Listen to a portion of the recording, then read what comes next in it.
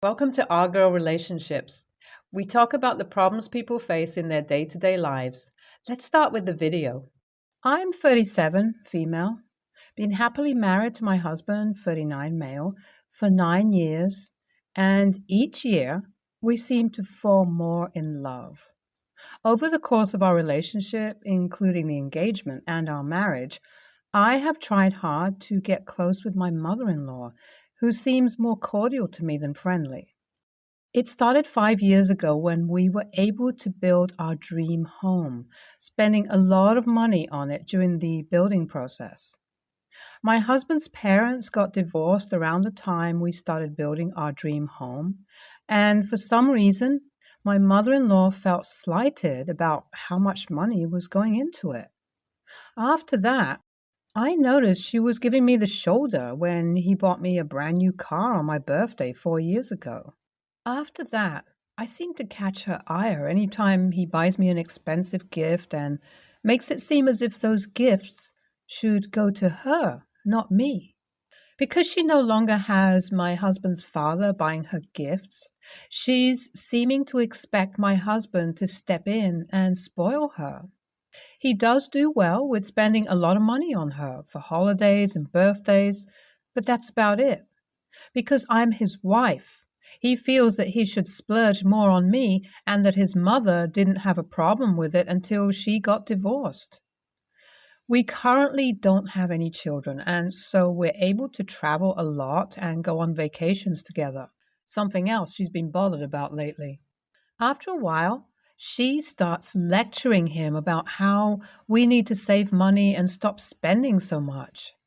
Even though we have the kind of careers that allow us to spend as freely as we'd like, pretty soon she started spending more money on herself as a way of trying to keep up with me. If I got new earrings, then the following week she'd come visit our home wearing the same pair. If I bought a new dress, she tried to buy one that's more expensive from the same brand. I explained how weirded out by all this I was to my husband, and he even agreed that his mother was taking things too far. The funny thing is that she's blatantly doing these things, but acting as if she's getting away with whatever she's doing. It wasn't until my husband finally called her out one day after she had bought the same car he had bought me and then complained about how much the payments on the car would be. He told her that if she wasn't frivolously spending money on things she didn't even want, she wouldn't be in this financial predicament now. She got in a mood over it, and she didn't call or come over for like a few weeks, which was pleasant for me.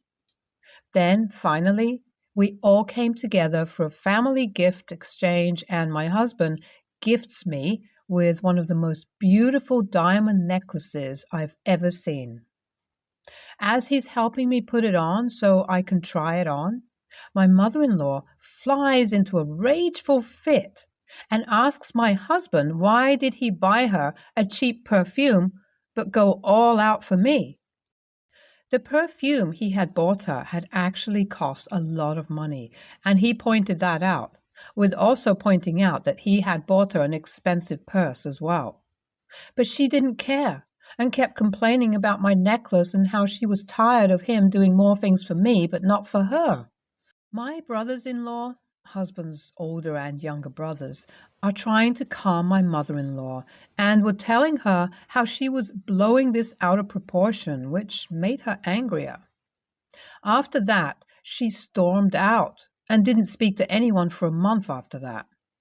Like she seriously gave all of her children and grandchildren, my husband's brother's children, the cold shoulder and would ignore phone calls because of how mad she was. After that, everyone stopped calling her since she wasn't picking up, and she got upset over it. She then sends messages in the family group chat about how everyone is icing her out and not checking on her, how she lives alone now and she could have easily fallen in the middle of the night, not be able to get up. And then she would have been just laying on the floor, harmed and with no way to get to the hospital because no one was coming over to check on her. It would have been comical if it wasn't so ridiculous about how she was trying to guilt trip everyone over not calling her or coming to her house to check on her, when that's what everyone had been doing until they got tired of her ignoring them. She then pitches a fit because she found out that the other day we had gone out to eat with my father-in-law and then accused her own children of picking sides during a time when the divorce was still a fresh pain for her. And then, if that wasn't the worst of it, she said that this all started because everyone wanted to baby me and go against her when she was just pointing out how my husband favors me over her. She accused everyone of taking my side and treating her like the bad guy, which wasn't how everyone had gone down. After that, she went back to ignoring everyone, and we just let her be because we had gotten exhausted at this point from fighting with her constantly. My husband just told me to not engage in any arguments with her if she tried to provoke me into one.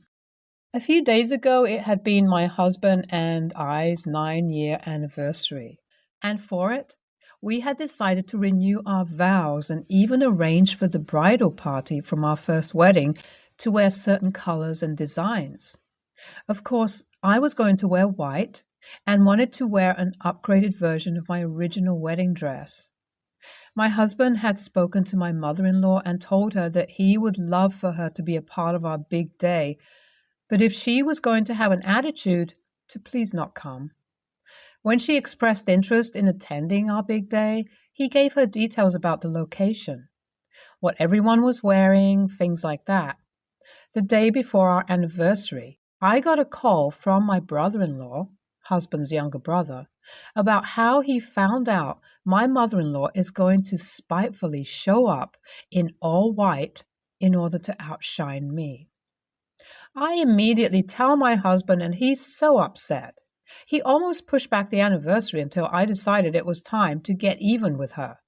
I told my husband that we had been smart to have a lot of different dresses and suits on backup in case anything happened to the outfits decided on. We called everyone in the wedding party and told them that they were instead going to wear all white, including my husband.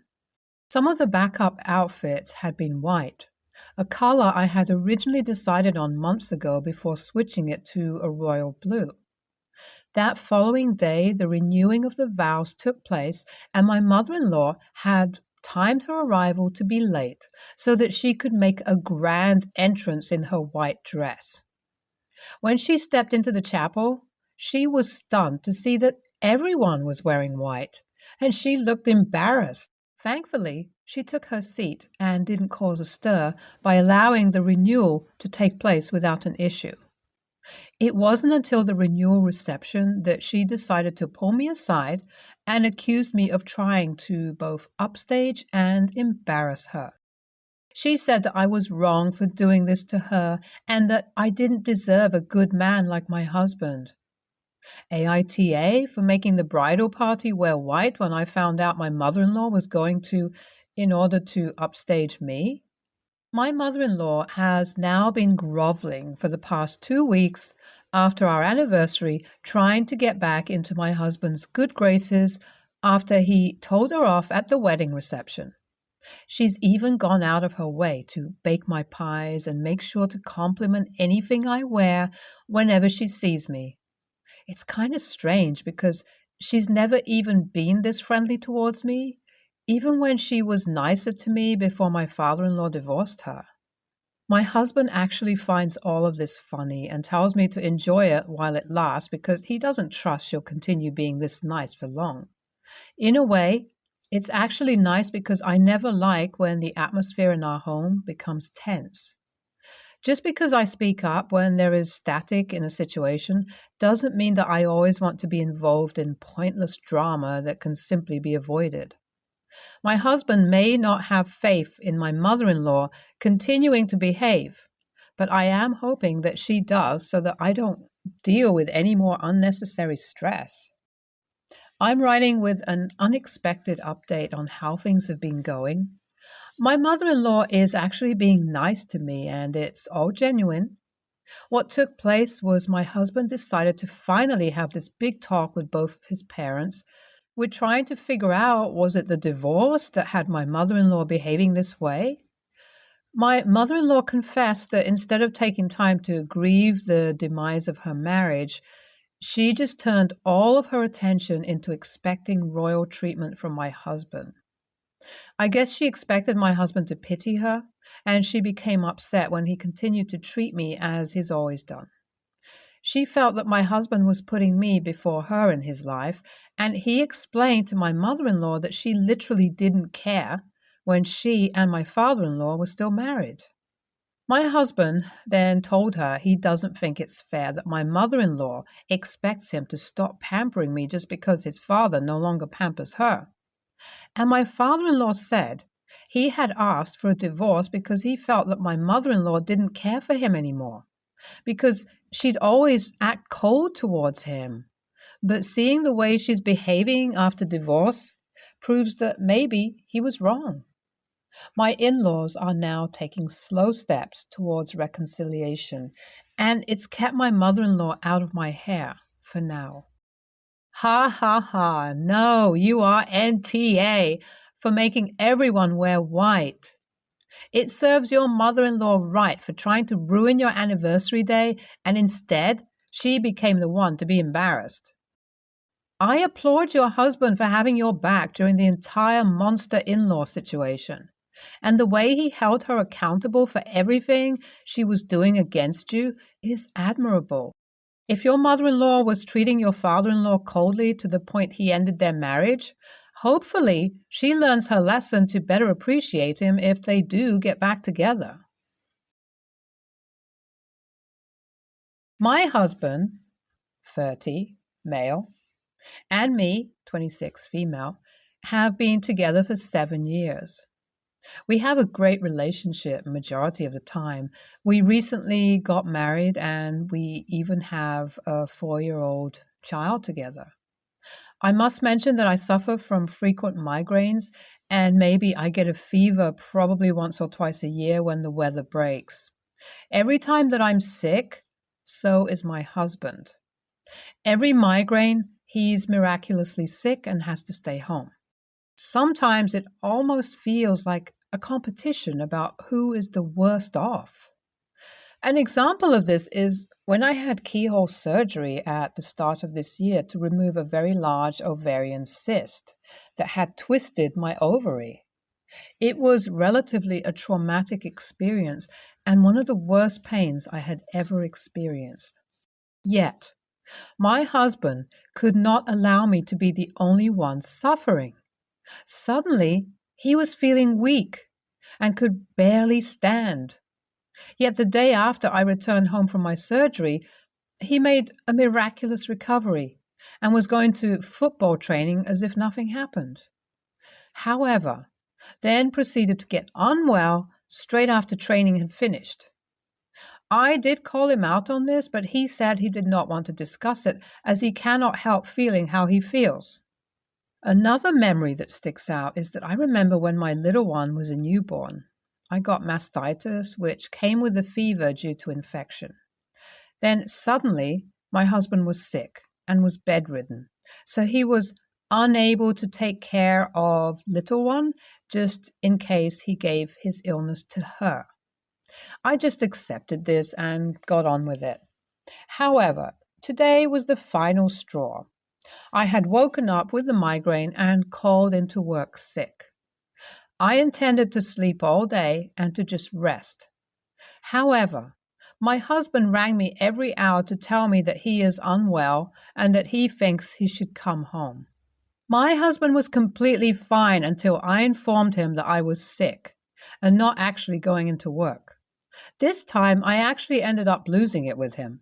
I said that I need some space as I need to rest. So if he is unwell, then he can go to his parents to rest and come home when he feels better. I also called him out on always saying he is sick when I am.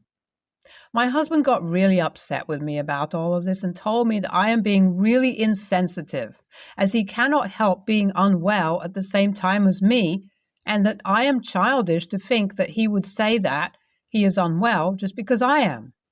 He also said that as he feels we do not spend as much time together as we did before we had a child, he finds this is the best time to do so as we are at home without the little one. I told him that I like to be by myself when I was unwell. And he said that that was selfish and ended the call.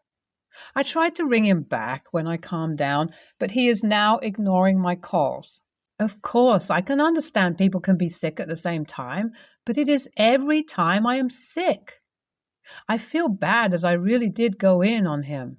I do not know if I'm being a petty a-hole for getting so worked up about this, when maybe all he wants to do is spend time with me and I should be grateful. NTA. He might have a psychosomatic reaction to you being sick, meaning he actually does feel sick, but he doesn't have anything. In which case, he should get professional help to work on that. But to be honest, it just sounds like he can't stand you being in the weaker position in the relationship, which implies he would be taking care of you if he was a good partner, and does this deliberately. The fact he let you deal with a small baby while having a fever from mastitis, I had it and I know how painful it can be, tells me he simply wants to make sure he's always in the position of the one being taken care of, or at the very least, excused from taking care of you. He's an AH. One way or the other. Don't apologize and don't give in. When he stops the childish behavior of freezing you out, demand to have a proper conversation about this with him, and for him to seek help if he actually believes he's sick every time you are. NTA. He very obviously isn't getting sick at the same time as you every single time for years, including specific problems to women only. It sounds like he's got a form of factitious disorder, seeking attention by pretending to be sick. You need to talk to him about this, as there is literally no way he has all the same symptoms you do, including surgery and an infection from breastfeeding. He's also trying to gaslight you on this, so again, a serious discussion needs to be had. I, 34, female, have 2 siblings, Josie, 37, female, Krista, 33, female. Josie has 3 kids, 16 male, 13 female, 10 female, and Krista has 2 kids, 4 male, 2 male. My husband, 34, male, and I are high school sweethearts, together 17 years and do not have kids. Not for lack of trying, but because of medical reasons, sadly. However, we absolutely adore our nieces and nephews. However, because we don't have children, my husband and I are often left out, unintentionally, I'm sure, or forgotten when it comes to events, trips, invites, etc. Most often, it's my mom that forgets to tell us about anything going on.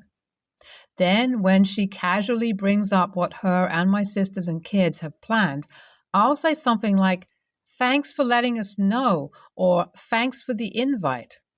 And she'll, of course, apologize, and I don't know it's sincere, but it happens so often it hurts. She spends hundreds of dollars on both sisters, and their kids see both families all the time, but can't manage to call or visit when my husband has a serious medical procedure or transplant rejection issue.